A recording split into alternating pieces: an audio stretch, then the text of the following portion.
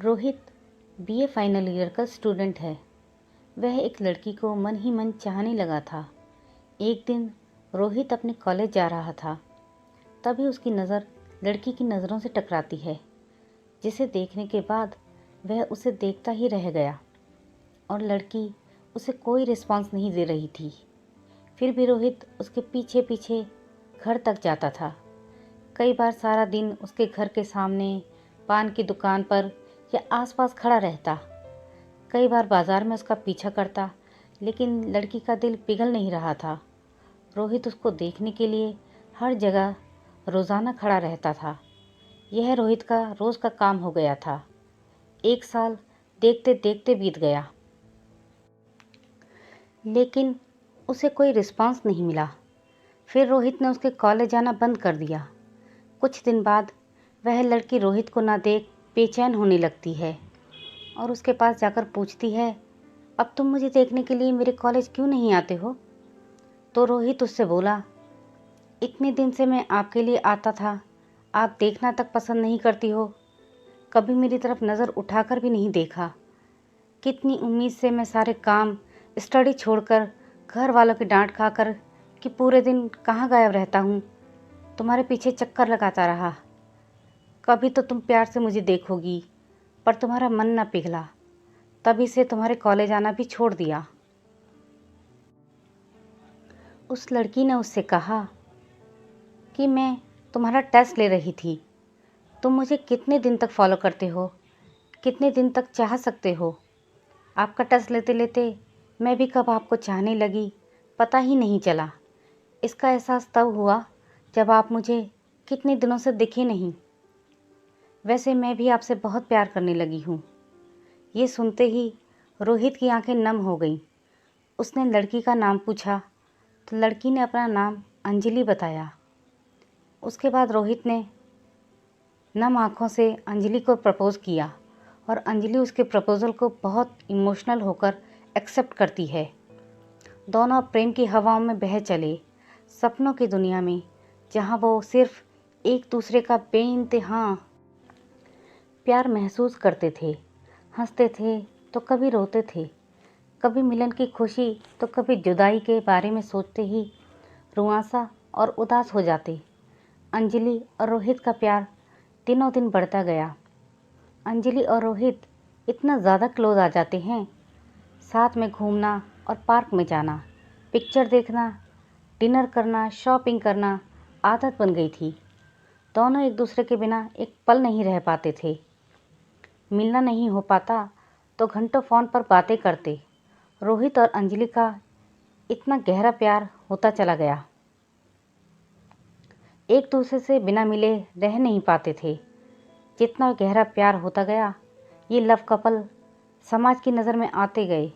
धीरे धीरे उनका प्यार इतना ज़्यादा हाईलाइट हो गया, अंजलि के घर तक बात पहुंच गई। फिर क्या था, घर वालों को उनका प्यार मंजूर नहीं था। अंजलि के घर वालों ने उसका कॉलेज जाना भी बंद कर दिया और उसका मोबाइल भी छीन लिया। घर से बाहर भी नहीं निकलने देते थे।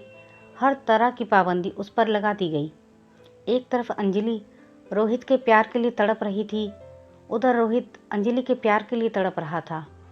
वो एक दूसरे के प्यार में इतने मजबूर हो गए थे, सिर्फ एक नज़र देखने के लिए तरस गए थे।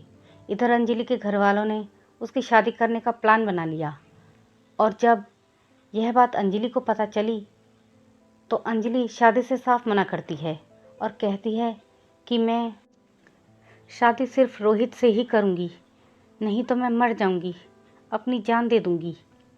यह बात सुनकर भी घर वालों को कोई फ़र्क नहीं पड़ा। घर वाले उसे मारने पीटने लगे और धमकाने लगे।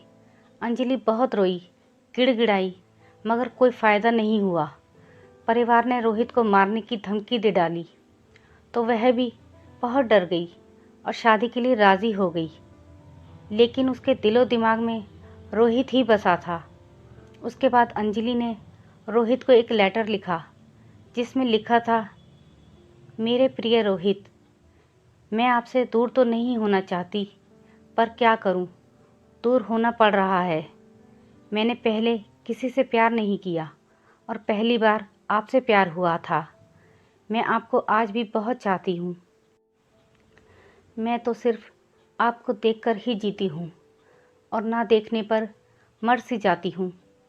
मैं आपको धोखा नहीं दे रही हूँ, मेरी मजबूरी है। अब हमें अलग होना होगा, हमेशा के लिए। ये आपकी ज़िंदगी का सवाल है और मेरे घर वालों ने मेरी शादी तय कर दी है। मैं शादी तो नहीं करना चाहती थी, लेकिन मेरी मजबूरी है, क्योंकि मुझे आपकी ज़िंदगी बचानी है। वे सब आपको मारने की धमकी दे रहे थे, इसीलिए मुझे मजबूरी में शादी करनी पड़ेगी। प्लीज़ आप मुझे माफ़ कर दीजिएगा। आपकी और सिर्फ आपकी मजबूर अंजलि। उसके बाद रोहित भी अंजलि के लिए एक लेटर लिखता है। मेरी प्रिय अंजलि, मैं तुम्हें कल भी बेइंतहा मोहब्बत करता था,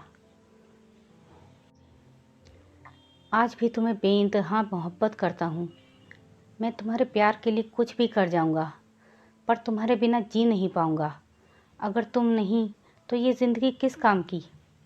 हम दोनों ने एक साथ जीने मरने की कस्में खाई थी। तुम ऐसे ही मेरा साथ छोड़कर चली जाओगी। तुमने एक बार भी नहीं सोचा कि तुम्हारे सिवा मेरी ज़िंदगी में कोई नहीं है। ना तुम्हारे बिना प्यार बचेगा, ना एहसास। दुनिया वीरान हो जाएगी।